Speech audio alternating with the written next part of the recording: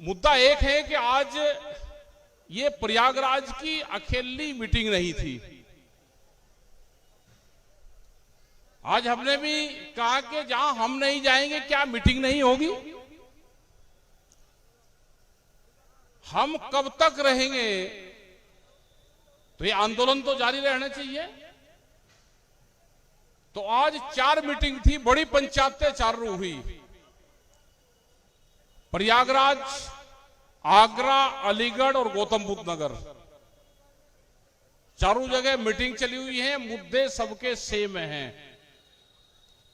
एक बड़ा इशू है कि भूमि अधिग्रहण, देश के किसानों की जमीन लूटने का नया फार्मूला तैयार हुआ। भूमि अधिग्रहण एक्ट 2013 बना, उसको मॉडल एक्ट बना दिया। मॉडल एक्ट की पूरी पावर स्टेट को दे दी और स्टेट की पूरी पावर डीएम के पास में है। रेट 2013 के मिलेंगे, भूमि अधिग्रहण अब होगा। पैसा जो है वो अब का मिलेगा, रेट 13 का मिलेगा। तो ये 12 साल बाद में तो किसानों के साथ में नाइंसाफी है। हमको अभी पता चला, जब हम गांव में जाते हैं तो गांव के लोगों ने बताया कि जमीन छीनने का षड्यंत्र रचा जा रहा है। अभी मेरे 2-3 सवाल होंगे तो पब्लिक से मैं जरूर क्वेश्चन करूंगा। मेरा हाथ उठा के उसमें आपकी उसमें क्या राय है वो बताना, फिर मैं उसका जवाब जरूर दूंगा। क्या ये सबकी समझ में आ गया कि जमीन जो हम खेती करते हैं वो घाटे का सौदा है? क्या खेती करने में नुकसान है या नफा है? अगर नुकसान है तो हाथ उठाओ। आधे हाथ उठा रहे, आधे नहीं। खेती में लाभ है या नुकसान है? अगर नुकसान है तो हाथ उठाओ पहले। ठीक, अब ये हाथ उठाओ कि खेती में लाभ किस किस को है, वो हाथ उठाओ। अब इसका गणित आपको समझो। हमारे हर बच्चा आज ये चाह रहा कि मैं खेती ना करूं, खेती नुकसान का सौदा है। ये सबके दिमाग में घुसा दिया और आपको कह दिया कि आप अपनी जमीन बेचकर व्यापार कर लो, दुकान कर लो, व्यापार कर लो, पशुपालन, कोई भी काम करो, आप जमीन बेच दो।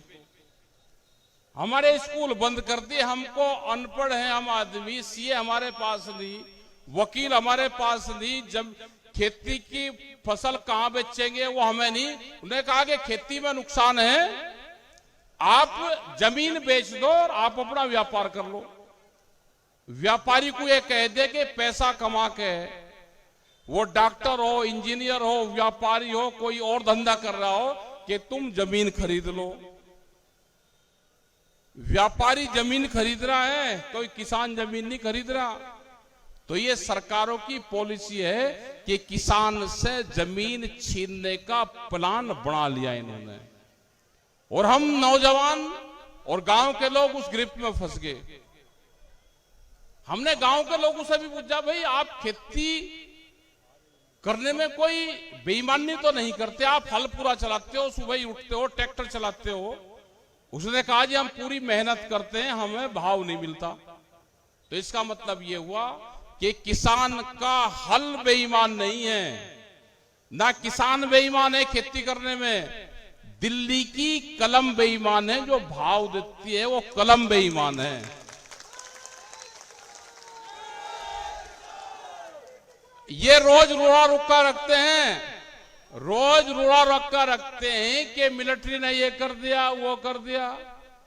हमारे ना जवान की बंदूक नकली है, ना हमारा जवान सीमा पे कमजोर है, वो ईमानदारी से अपना काम कर रहा। दिल्ली की कलम बेईमान है, वह यहां कुछ कहती है और वहां के लिए ऑर्डर कुछ देती है। तो आज पता चल गया कि दिल्ली की कलम बेईमानी करती है। आपको कर्जा देंगे, मकड़ जाल है कर्जे का। अभी एक मेरा और सवाल है छोटा सा। हम शहर में गाड़ी लेते हैं, 200 गज 300 गज का एक प्लॉट हम गिरवी बैंक में रख देंगे तो हमको एक गाड़ी मिल जाती है। हम जब गांव में ट्रैक्टर लेते हैं उसकी कीमत भी कम है, 5, 6, 7 लाख रुपया है। जब हम उसको रखते हैं तो हमसे 15, 20, 25, 40 बीघे जमीन गिरवी रखी जाती है। तो एक आध बीघे में, 2 बीघे में ट्रैक्टर भी आ जाना चाहिए। तो मेरी बात से कितने लोग सहमत हैं कि 2 बीघे में, 5 बीघे में ट्रैक्टर आ जाए गिरवी रख के, जैसे शहर में रखा जाए? हाथ उठा दो। हाँ ठीक। अच्छा, अभी ये बता दो कि अगर 1 बीघे में, 2 बीघे में जमीन की कीमत हमारी 40 लाख रुपया है, अगर वे 2 बीघे में ट्रैक्टर रख देंगे, 80 लाख रुपए की जमीन आपके रख लेंगे 2 बीघे की, और 8 लाख रुपए का कर्जा वे दे देंगे, तो गांव में कितने लोग हैं जो नया ट्रैक्टर खरीद देंगे? उसकी किस्त कहां से जाएगी? ऐसे ही एक जगह एक मीटिंग चल रही थी, 17 IAS अधिकारी थे, उसमें करीब 2,500 किसान थे। सबका यह था कि हमको भी 5 बीघे में 1 एकड़ में किसान गिरवी रखकर हमको ट्रैक्टर दे दें। भाई से लड़के किसान ट्रैक्टर लाएगा, कर्जबंद होगा। 10 साल की पॉलिसी आएगी ट्रैक्टर की कि 10 साल में ट्रैक्टर बंद हो जाएगा। तो ये 10 साल में जो ये रजाबंदी कर रहे हैं कि थोड़े से जमीन हम रखकर हम ट्रैक्टर ले आवे, वह जमीन भी जाएगी, वो ट्रैक्टर भी जाएगा। बहुत मुश्किल से 25 बीघे जमीन किसान की, 25 उसके गारंटर की रखवाई के किसान कम ट्रैक्टर ले, कर्जा कम ले। ये जमीन इसलिए बची, नहीं तो हम लोग को तो चली जाती। भाई से लड़ता, नया ट्रैक्टर जाकर खड़ा करता और सारी जमीन उसकी जाती। तो ये भी एक दिमाग में फंसाया गया है कि शहर में 200 गज के प्लॉट में कार आ जाती है और हमारी पूरी जमीन गिरवी रखते हैं। 10 साल चलता है अब ट्रैक्टर। NGT का एक कानून आ गया कि 10 साल गाड़ियां चलेगी और 10 साल ही ट्रैक्टर चलेगा। पंपिंग सेट, जनरेटर सब 10 साल चलेंगे। NCR में आपके यहां पे 15 साल है। ये कर्जा देने का एक बहाना बन रहा पूरा। अभी भारत और अमेरिका का एक समझौता हो रहा जो आपने देखा भी होगा। उसमें भारत सरकार 2 चीज पे अमेरिका प्रेशर डाल रहा कि कृषि और दूध पे भी समझौता हो। अमूल जैसी कंपनी जो गुजरात की है, अभी उसने दूध खिंडाया था सड़कों के ऊपर, जो वहां का किसान था, और उस कंपनी ने कहा कि 10 रुपया लीटर मुझे अगर भारत सरकार सब्सिडी देगी तो ये फैक्ट्रियां बच सकती है, और नहीं तो हम बर्बाद हो जाएंगे। क्या मेरे गांव का जो किसान है, जो महिलाएं हैं, जो भूमिहीन है, दूध बेचकर अपना गुजारा करती हैं, क्या वो बड़ी कंपनी का, अमेरिका जैसी कंपनी का वो मुकाबला कर सकती है? जिस दिन उस कंपनी से समझौता होगा दूध पे, वो 22 रुपए उसका रेट था पहले, अब थोड़ा सा और बढ़ गया होगा, वो 25-30 रुपए लीटर तक आपके गांव में कोल्ड ड्रिंक की तरह वो दूध बेच देगा।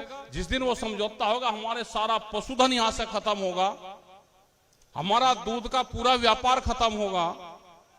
वे महिलाएं जो भूमिहीन हैं, दूध बेच के अपना गुजारा करती हैं, वे खत्म होंगे। और पिछले 2 साल में 15 से 20 रुपए दूध के रेट कम हुए हैं। अगर हम पशु का चारा, पशु को जो फीड देते हैं, जो उनका खल बिनोला वो है, उसके रेट बढ़े हैं, लेकिन दूध की कीमतें नहीं बढ़ी। अगर भारत सरकार यह समझौता करेगी तो दूध का पूरा किसान मारा जाएगा। यही हाल कृषि का होगा। बाहर 72% तक सब्सिडी है, हमारे यहां 4% सब्सिडी है। वे एक गाय को करीब 40,000 रुपया एक साल में, अनुमानित सी लागत है कि 40,000 रुपए से ज्यादा कि एक गाय को एक साल में वहां की सरकार सब्सिडी दे देती है। यहां पे 40,000 रुपए की गाय होती है, तो क्या उनका मुकाबला कर लेंगे? क्या जो गेहूं और जो बाहर से दालें वे आएंगी वे यहां के किसान को बर्बाद करेगी, उसका मुकाबला कर सकते हैं? इस देश को सिर्फ आंदोलन बचाएगा, आंदोलन। कोई पॉलिटिकल पार्टी नहीं बचाएगी। विपक्ष वाले भी दूसरे धंधे पर लग गए। वे भी हाउस में गांव, गरीब, किसान, आदिवासी की आवाज नहीं उठा रहे। और जो सरकार की प्लान है, सरकार का ये पूरी पॉलिसी है कि इस देश को गरीब बना जाए। 80 करोड़ लोग तो वे अभी कहते हैं कि हम अनाज देते हैं। वे और चाहते हैं कि देश गरीब हो, देश के स्कूल बंद हो, बच्चे बेरोजगार, अनपढ़ होंगे, बेरोजगार होंगे तो छोटी नौकरियां उनको मिलेगी। वो फैक्ट्री में काम करें, मजदूर बने, लेबर बने, जैसे बिहार का हाल है। बिहार में क्योंकि मंडी समिति पिछले 20 साल से वहां पे बंद है, तो ऐसा ही हाल पूरे देश का होगा। क्या ये बात ठीक है कि स्कूल बंद करके क्या करना चाहती है सरकार? क्या उन स्कूलों को किसी फिर संस्था और ट्रस्ट को दिया जाएगा? क्या एक विचारधारा के लोग फिर इस देश में तैयार होंगे? प्लान क्या है ये नहीं पता, लेकिन ये पहली बार देखा कि चलते हुए स्कूलों को बंद कर दिया गया जिसमें गरीब बच्चे पढ़ते थे। तो ये पूरा सिस्टम जुड़ा हुआ है। खेती को नुकसान होगा, पशुधन को नुकसान होगा, बच्चों को अनपढ़ पढ़ा जाएगा। जो लेबर है उसमें लेबर एक्ट में संशोधन होंगे, किसानों को कर्जाबंद बनाया जाएगा। ये पूरा एक चक्र है। इस चक्र में सबको फंसाना चाहते हैं। इस देश पे पूंजीपतियों ने कब्जा कर लिया। वे दिखाई नहीं देंगे। जैसे ब्राजील में है, ब्राजील हिंदुस्तान से करीब 3-3.5 गुना बड़ा है। 26 करोड़ के करीब जनसंख्या है जितनी उत्तर प्रदेश की, और 280-85 लोगों के पास में वहां की 80% जमीन है। जितना बड़ा उत्तर प्रदेश, 20 आदमी पर जमीन है इतनी। तो जमीन एक आदमी कितनी रखेगा कोई लिमिट भी नहीं है। बड़ी कंपनी आएगी, आपकी जमीन भी छीनने का काम करेगी, आपको बेरोजगार भी बनाएगी। और उनकी पॉलिसी है कि देश की जनसंख्या बहुत है, यहां पे सस्ती लेबर मिलेगी। चाइना के कंपटीशन में यूएसए को और यूरोपियन कंट्री को एक देश चाहिए, वो देश भारत है। अब ये देश कृषि प्रधान देश ही रहेगा, लेबर प्रधान देश बनेगा। ये भारत सरकार की पॉलिसी है। ये देश पूंजीपतियों के हाथों जाएगा। उनको बड़ी मार्केट मिलेगी कि जनसंख्या ज्यादा है तो यहां कोई माल बेच लेना वही बिकेगा। सस्ती लेबर मिलेगी और बड़ी मार्केट मिलेगी। ये भारत सरकार की प्लान है। आपको उलझा कर रखेंगे दूसरे मुद्दे पे, आपको धार्मिक मुद्दे पर उलझा कर रखेंगे,